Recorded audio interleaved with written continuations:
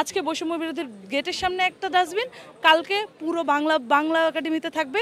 যে এখনো মানুষ এই ডাস্টবিনে ময়লা ফেলছে, অনেকে আমার সামনে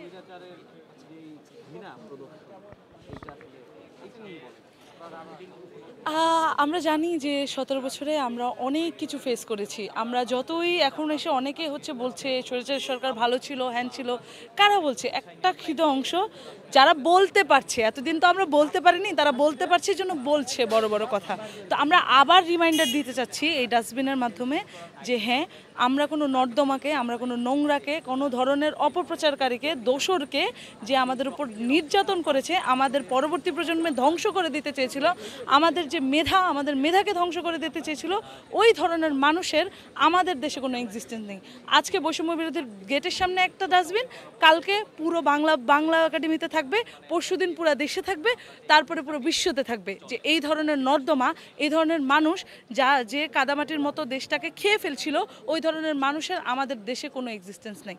একটা মানুষ একটা দেশকে কিভাবে তিলে তিলে তিলে তিলে ধ্বংস করতে পারে, একটা জাতিকে, সে একবার ভাবেনি যে আমি আমার পরবর্তী প্রজন্মকে ধ্বংস করে দিচ্ছি তার নিজের স্বার্থের জন্য।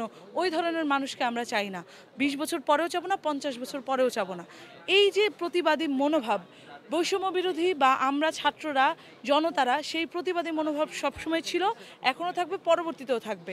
একজন ব্যক্তি যিনি বলতে পারে যে আমরা যদি মেধাবী হই এবং আমরা কোটায় না ভর্তি হই তাহলে আমরা হচ্ছি রাজাকার, সেই ধরনের রাজাকার হয়ে, মানে রাজাকার না হয়ে, মুক্তিযুদ্ধের নাতিপুতি হয়ে আমরা রাজাকার ট্যাগ নিতে আমরা আর রাজি না। একবার নিয়েছি দেশকে বহু বিপদ থেকে বাঁচানোর জন্য, তখন আমরা সোচ্চার হয়েছি, কিন্তু বারবার আমরা এই ট্যাগ নিতে রাজি না। আমরা দেশদ্রোহী হিসেবে ট্যাগ নিতে রাজি না, আমরা কোনো রাজনৈতিক ট্যাগে যেতে রাজি না।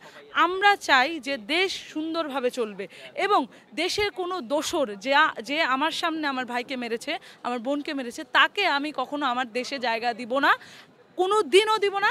তার 40 বছর পরেও, 100 বছর পরেও যেন এই ইতিহাস এভাবেই থাকে যে একটা দোসর দেশে, একটা নিজের কান্ট্রিতে কিভাবে টর্চার করতে পারে মানুষের উপর। পুরো পৃথিবীর ইতিহাসে হয়তো বা এরকম কোনো ইতিহাস নেই যে কোন শিক্ষার্থীদের উপর সামান্য কিছু চাহিদার জন্য এইভাবে গুলি ছোড়া হয়েছে।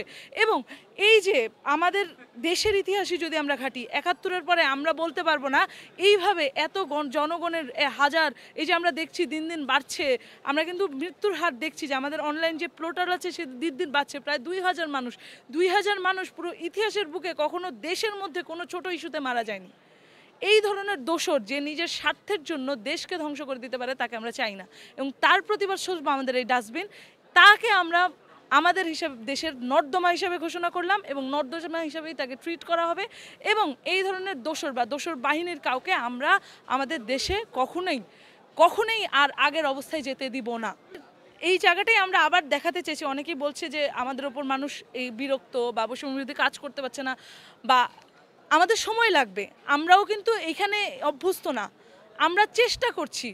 কিন্তু আপনি যদি আজও গণেন, 20 জনের মধ্যে 15 জন এখানে ডাস্টবিনে এসে ময়লা ফেলেছে। কেন ফেলেছে? তাদের মধ্যে ওই জিনিসটা আছে।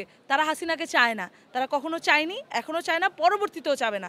কেউ এটাকে পরিবর্তন করতে পারবে না, যতই গলাবাজি করুক। ওই 5%-এর 20%-এর 5%-এ কিছু যায় আসে না। যারা একসময় সুবিধা ভোগ করেছে, এখন আমাদের কাছে আসছে সুবিধা ভোগ করতে। এবং তারা যে বড় বড় কথা বলে, তাদের সময় তো আমরা কথাই বলতে পারিনি। কথা বললেও শুনতে হয়েছে জঙ্গি, বিএনপি, নাহলে কোনো ঘরানা থেকে আমরা বিলং করি। আমরা যে সাধারণ জনগণ, তারা যে এখন বড় বড় কথা বলে, আমরা তো কখনো কাউকে আটকাইনি। আমাদের যে প্রধান উপদেষ্টা আছে বা আমাদের যে রাজনৈতিক ব্যবস্থা আস্তে আস্তে বিল্ড আপ হচ্ছে, এখানে কিন্তু কাউকে আটকানো হচ্ছে না, সবাই সবার মত প্রকাশ করতে পারছে। এই যে আমাদের বাক স্বাধীনতা, যেটা আমাদের কেড়ে নেওয়া হয়েছিল, যেটার জন্য আমরা ভাষা আন্দোলন করেছি, ওই বাক স্বাধীনতার একটা বড় প্রমাণ হচ্ছে এটি, যে এখনও মানুষ এই ডাস্টবিনে ময়লা ফেলছে।